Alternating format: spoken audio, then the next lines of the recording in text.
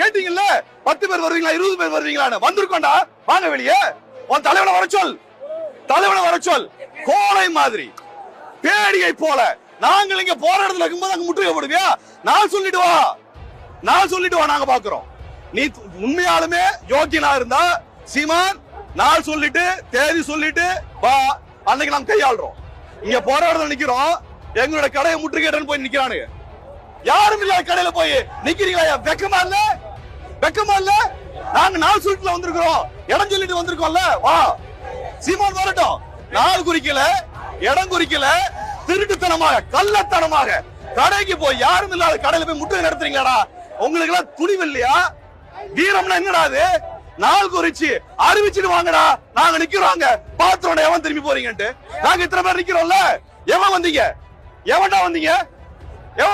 திமுகவுக்கு எதிராக போராடி இருக்கின்றோம் அதிமுக எதிராக போராடி இருக்கிறோம் ஏன் மோடி சர்க்காருக்கு எதிராக போராடி ஜெயிலுக்கு போயிருக்கிறோம் காங்கிரஸ்க்கு எதிராக போராடி இருக்கோம் நீ எல்லாம் ஒரு ஆளா நான் கேக்குறேன் நீ எல்லாம் ஒரு ஆளா பல முறை ஆதாரம் கேட்டும் ஆதாரம் தரல பொது விவாதத்துக்கு தயார் என்று சொன்னாரு விவாதத்துக்கு தயார் என்று சொன்னதுக்கு பின்னாடி சீமான் வரல அப்ப பொது விவாதத்துக்கும் தயாரா இல்ல ஆதாரம் கொடுக்கும் தயாரா இல்லைங்க பொழுது இவர் பேசுறது பொய்யின் அம்பலமா இருக்கு பெரியாரை வேண்டும் என்று கொச்சைப்படுத்துகிறார் பெரியார் தமிழ்நாட்டிற்காக உழைத்தவர் தமிழருக்காக உழைத்தவர் தமிழனுக்காக போராடியவர் அவரது கருத்துக்களை எல்லாம் திசை திருப்பி மடைமாற்றி சீமானால் இங்க அரசியல் செய்ய முடியாது என்று எச்சரிக்கை விடுப்பதற்காக இங்க வந்திருக்கின்றோம் சீமான் பொய்யின் அடிப்படையில் இத்தனை காலம் மேதக பிரபாகரன் அவர்களை இழிவு செய்தீர்கள் விடுதலை புலிகளை இழிவு செய்தீர்கள் தந்தை பெரியாரை இழிவு செய்ய ஆரம்பித்திருக்கிறீர்கள் உங்களுக்கு அரசியலுக்கு எதிராக நாங்கள் திரண்டு நிற்போம் நீங்கள் இதனால் எதிர்பார்த்த மாதிரி பிஜேபி ஆதரவுக்கு வரமாட்டா உங்களை தொடர்ச்சியாக தமிழ்நாடு வீதிகளிலே நாங்கள் அம்பலப்படுத்துவோம்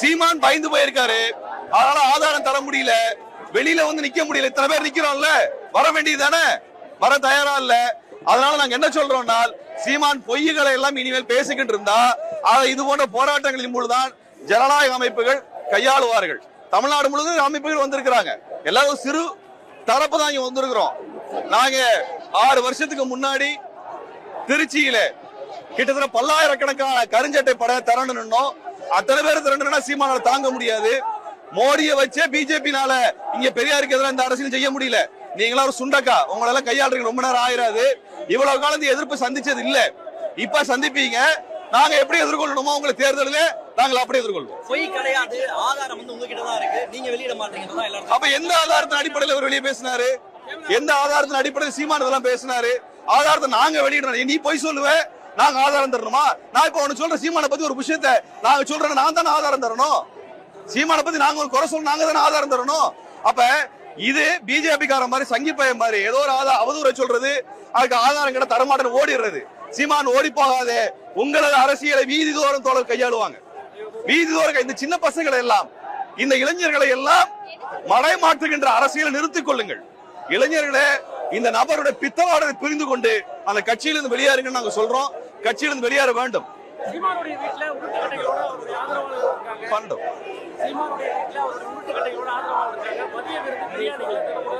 இப்ப நான் ஒண்ணு சொல்றோம் சீமான் வீடு முற்றுகைன்னு 10 நாட்கள் அறிவித்து நாங்க வந்திருக்கிறோம் இப்ப எங்களது கடையை முற்றுகையிடறன்னு போயிருக்கானுங்க ஏன்னா நீங்க எல்லாம் வந்து துணிச்சலான ஆளுங்களா சொல்லிட்டு நாள் குறிச்சு நேரம் குறிச்சு வாங்க நாங்க நாள் குறித்து நேரம் குறித்து இடம் குறித்து வந்திருக்கிறோம் இதுல இருந்து தெரியாத யாருமே இல்லன்னா கடையில பண்ணிப்பாங்களா நாங்க நிக்கிறோம் வா நாள் குளிச்சுட்டு வா அன்னைக்கு நாங்க பாத்துக்கிறோம் சீமான் யாரும் இல்லாத கடையில போயிட்டு முற்றுகை போட நடத்தக்கூடிய உன்ன மாதிரி கோலை இல்ல நாள் சொல்லி தேதி சொல்லி நேரம் குறித்து இடம் குறித்து உன்னை எதிர்கொள்ள வந்திருக்கிறோம் நாள் குறிச்சிட்டு வா நாங்க அன்னைக்கு எதிர்கொள்றோம் கோலை மாதிரி கோலையை போல இங்க துணிச்சல் இல்லாதவனாக முதுகெலும்பு இல்லாதவனாக நாங்க இங்க போராட்டத்தில் இருக்கும் போது எங்க கடையை நோக்கி வருவீங்களா எங்க தோழரின் கடையை நோக்கி வருவீங்களா நாள் குறிச்சிட்டு வாயா பாப்போம் நீ அவ்வளவு பெரிய துணிச்சலான ஆளா இருந்தா வா நாள் குறிச்சிட்டு வா எதிர்கொள்றோம் நாங்க நான் உங்களை மாதிரி பயந்து போறவனு கிடையாது மீனவனை அடித்தால் மாணவனை அடிப்பேன்னு சொல்லிட்டு பதுங்கி போற கோலை அல்ல நாங்கள் பச்சை தமிழர்களாக நாங்க நிக்கிறோம் பதுங்கு குழிக்குள்ள ஒளிந்து கொள்ளக்கூடிய சீமான் நாள் குறிச்சிட்டு வா நாங்க எதிர்கொள்றோம் யாரும் இல்லாத கடையில போய் நிக்கிறீங்களா வெக்கமா இல்ல நாங்க நாள் சொல்லிட்டு வந்திருக்கிறோம் இடம் சொல்லிட்டு வந்திருக்கோம்ல வா சீமான் வரட்டும் நாள் குறிக்கல, இடம் குறிக்கல, திருட்டுத்தனமாக கள்ளத்தனமாக கடைக்கு போய் யாரும் இல்லாத கடையில போய் முட்டை நடத்துறீங்களாடா? உங்களுக்கு எல்லாம் துணிவு இல்லையா? வீரம்னா என்னடா அது? நாள் குறிச்சு அறிவிச்சுட்டு வாங்கடா, நாங்க நிக்கிறோங்க, பாத்துறோம் எவன் திரும்பி போறீங்கன்ட்டு. நாங்க இத்தனை பேர் நிக்கிறோம்ல, எவன் வந்தீங்க? எவன்டா வந்தீங்க? எவன் வந்தீங்க? கேட்டீங்கல்ல, 10 பேர் வருவீங்களா 20 பேர் வருவீங்களான்னு. வந்திருக்கோம்டா, வாங்க வெளியே. உன் தலைவனை வர சொல், தலைவனை வர சொல். கோலை மாதிரி பேடியை போல நாங்கள் இங்க போராட்டத்தில் இருக்கும்போது அங்க முற்றுகை போடுவியா?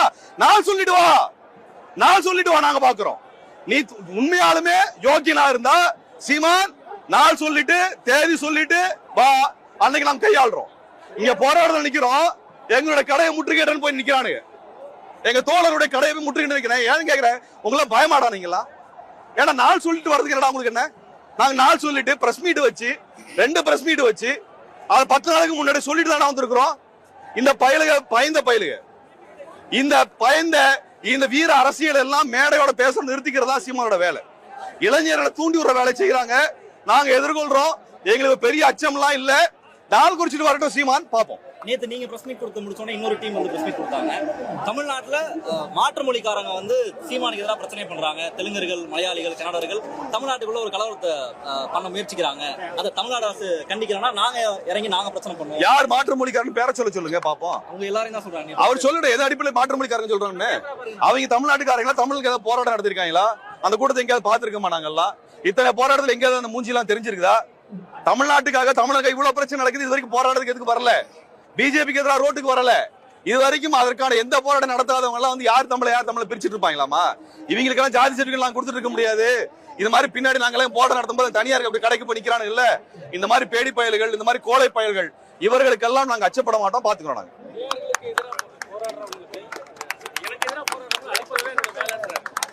சீமான் வாய்ஸ் விடலுங்க, சீமான் வாய்ஸ் விடலாம். கேக்குறேன், மீனவனை அடித்தால் மாணவனை அடிப்பேன் டயலாக் பேசி ஜெயிலுக்கு போனாரு.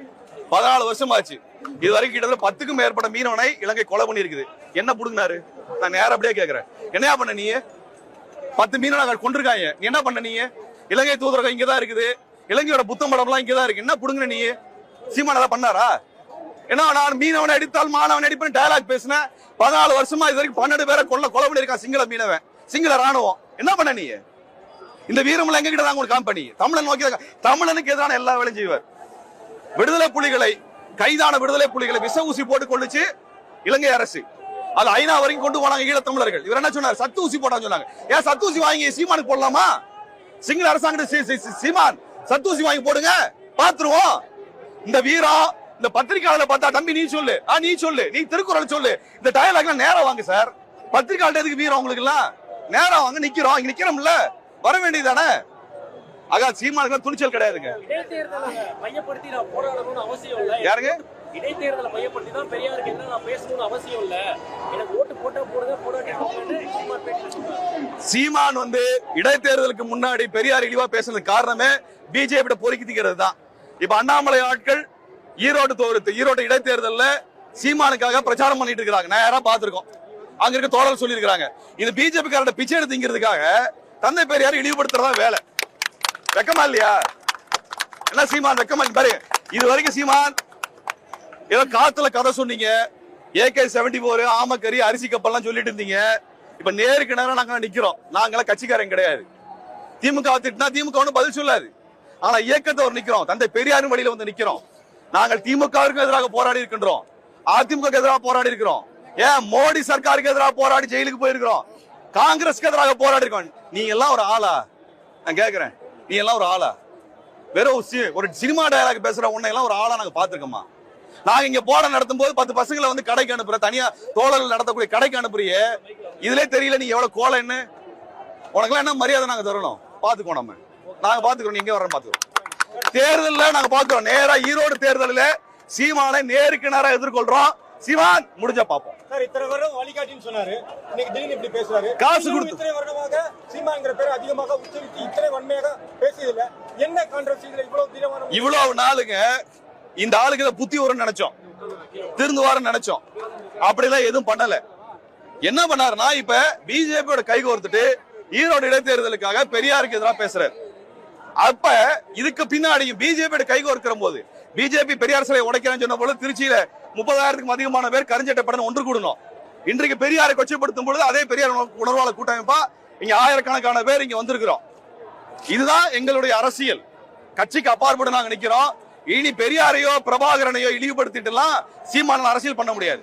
பிரபாகரனை இழிவு செய்திருக்க அன்றைய கண்டித்திருக்க வேண்டும். நாங்க பண்ண தப்பு தான் அன்னைக்கு விட்டு பார்த்துட்டோம். இப்ப வைக்கிறோம், பாக்குறோம். இப்பதான் அவரை பத்தின எல்லா உண்மை வெளியில வருது இல்ல. சீமானை போல ஒரு மண் குதிரையை நம்பி இளைஞர்களை உங்க வாழ்க்கையை தொலைச்சிடாதீங்க. இதே மாதிரிதான் ஐபிஎல் போராட்ட காவிரிக்கு உரிமைக்காக போராட்டம் நடத்தின பொழுது அவன் கட்சிக்காரனை தூண்டி விட்டு போலீஸ்காரன் அடிச்சாங்க. அந்த பையன் போய் போலீஸ்காரன் அடிச்சான். அடிச்சதுக்கு பின்னாடி அவனை ரிமாண்ட் பண்ண உடனே என் கட்சிக்காரன் கிடையாதுன்னு சொல்லி அறிவிச்சிட்டார். இவரை விட தமிழ்நாட்டினுடைய சாவர்கரா தான் நாங்க பாக்குறோம். எல்லாத்துக்கும் மன்னிப்பு கடிதம் எழுதி கொடுக்கிறது, உடனே கட்சிக்காரன் இல்லைன்னு சொல்லக்கூடிய எச் ராஜாவினுடைய மறு வடிவம் தான் சீமான், வேற ஒண்ணும் கிடையாது. இறுதியாக ஒரு கேள்வி. ஜான் பாண்டியன் வந்து ஆதரவு தெரிவிச்சிருக்காரு. இது வரைக்கும் நடந்த கான்ட்ரவர்சியில எல்லாருமே சீமானுக்கு எதிராக தான் பேசியிருக்காங்க. கிட்டத்தட்ட எடப்பாடி பழனிசாமியா இருக்கட்டும், அன்புமணி ராமதாஸா இருக்கட்டும், எல்லாருமே சீமானுக்கு ஆதரவு தெரிவிக்கல. பாஜக தரப்புல இருந்து ஆதரவு வந்தது. முதல் முறையாக ஜான் பாண்டியன் ஒரு அறிக்கை விட்டிருக்காரு. அதற்கு ஆதரவாக சீமான் வந்து பேசியிருந்தது. தமிழ்நாட்டில் பெருந்தரப்பான அரசியலை கட்டுப்படுத்தக்கூடியவர்கள், வழிநடத்தக்கூடியவர்கள் எல்லாம் பெரியாரை ஆதரித்து நிற்கிறார்கள்.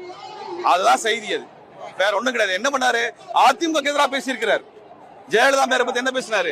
2 ஆண்களுக்கு நடுவில் ஒரு பெண் படுத்திருக்கிறாள் என்று மெரினாவில் இருக்கக்கூடிய அந்த அவர்கள் புதைக்கப்பட்ட இடத்தை அப்படிதான் பேசினார். திராவிட கல்லறைன்னு பேசினார். மெரினால அண்ணா நினைவிடம், எம்ஜிஆர் நினைவிடம், ஜெயலலிதா நினைவிடத்தை அப்படிதான் பேசினார். அதிமுக காரங்க கைகட்டி வேடிக்கை பார்ப்பதை போல நாங்கெல்லாம் பார்த்துட்டு இருக்க மாட்டோம். என்ன ஜெயலலிதா அம்மையார் வந்து ஈழத்துக்காக தீர்மானம் கொண்டு வந்தாரு. அந்த அம்மா இறந்த உடனே என்ன பேசினாரு? 2 ஆம்பளைங்களோட ஒரு பொம்பளை படுத்துன்னு பேசுற இவ்வளவு இழிவா பேசக்கூடிய ஒரு நபர். இவரை பார்த்துட்டு எப்படிங்க அமைதியா இருக்க சொல்றீங்க? எல்லாரையுமே கொச்சைப்படுத்தி இழிவுபடுத்தக்கூடிய ஒரு கீழ்த்தரமான ஒரு நபரை நிச்சயமாக அரசியல் நேருக்கு நேரம் நான் எதிர்கொள்றோம். சீமான் சொல்றேன், சீமான் எங்களை எதிர்த்து பண்றதா நாள் குறிச்சு, நேரம் குறிச்சு வாங்க, இடம் குறிச்சு வாங்க, எதிர்கொள்றோம். நாங்க பெரியார் குறித்த ஆதாரங்கள் நீதிமன்றத்தில் தாக்கல் பண்ணுவோம், ஏன் நான் வெளியில உங்கள்கிட்ட சொல்லணும்னு கேட்கிறாரு. எங்கிட்ட ஆதாரம் இருக்குங்கிறாரு. நீங்க பத்திரிகையாளர் கூட்டி வச்சு தானே பேசுறீங்க. தம்பி நீ சொல்லு, தம்பி நீ சொல்லு, நீ குரலை சொல்லுன்னு பத்திரிகையாளர் பார்த்தா டயலாக் கேட்டீங்க. பெரியாரை தெரிஞ்சவங்க நாங்க வைக்கிறோம். பத்திரிகையாளருக்கு என்னங்க தெரியும்? பத்திரிகையாளர் பேட்டிக்கு வந்திருக்கிறாங்க. நான் உங்ககிட்ட சீமானை பத்தி கேட்க முடியுமா? இல்ல இல்ல. அப்ப பத்திரிகையாளர் சந்திப்புல பெரியாரை பத்தி பேசுறீங்க இல்ல, பத்திரிகையாளர் கொடுங்க இதான் ஆதாரம் சொல்லிட்டு.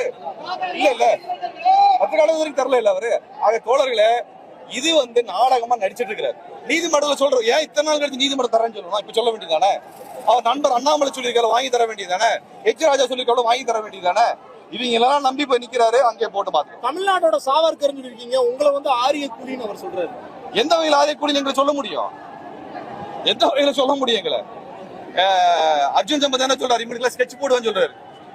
அப்படி ஸ்கெட்ச் போடுற வேலையை வந்து சீமான் மேல போட்டிருக்காரு. அர்ஜுன் சம்பத்தை பார்த்தா கட்டி பிடிக்கிறது, அண்ணாமலையை பார்த்தா கட்டி பிடிக்கிறது வெக்கமா இல்லையா? ஒரு வடநாட்டாங்க கட்சி கூட கைகோர்த்து நிக்கிறது கொஞ்சம் கொலா வரதுக்கு இந்த கட்சியில் இத்தனை பேர் நிக்கிறீங்களே, இளைஞர்களை தயவு செஞ்சு இந்த அவரோட பித்ரானத்தை தெரிந்து கொண்டு வெளியில் வாருங்க. போலர் அவர் பின்வாங்குற மாதிரி தெரியல. இதுக்கு பிறகு போராட்டத்தை எப்படி பின்வாங்கிட்டு இருக்காருங்க? எங்க வெளியிலயும் வரல, ஆதாரத்தை சொல்லல. இப்ப நாங்க முற்றுகையிடுறோம், 10,000 பேர் வர்றோம்னு நான் நீதிமன்றத்தில் தருகிறேன். ஏன் வெளியே வந்து கொடுத்தா என்ன ஆகும்? தூக்கில போட போறோம்? ஆதாரத்தை கொடுங்க சார். ஆதாரம் இருந்தா தானே தருவாரு. முதல்ல புஸ்தகமே படிக்காத ஆளுங்க, தற்கூறிங்க. இருந்தாலும் வேற ஒண்ணுமே கிடையாது. தமிழ்நாட்டினுடைய தற்கூறி, தமிழ்நாட்டினுடைய சாவர்கர், மன்னிப்பு கேட்கக்கூடிய சாவர்கர். நாங்களாம் மன்னிப்பு கடிதம் எழுதி கொடுத்தாலும் நிக்கல, கோர்ட்ல மன்னிப்பு கடிதம் எழுதி கொடுத்தாலும் நாங்க நிக்கல. மன்னிப்பு கடிதம் எழுதி கொடுப்பது நாங்க சிறைக்கு சொல்லணும், சிறைக்கு போனோம். அவரை போலலாம் நாங்க மன்னிப்பு கடிதம் எழுதி கொடுத்து வெளியே வந்த ஆட்கள் கிடையாது. அவர் கட்சிக்கார பொறுப்பாளர் போல மன்னிப்பு கடிதம் எழுதி கொடுத்து வந்த ஆட்கள் நாங்க கிடையாது. நாள் குறித்து தேதி குறித்து வந்திருக்கிறோம். நானே நேரம் வந்திருக்கேன்.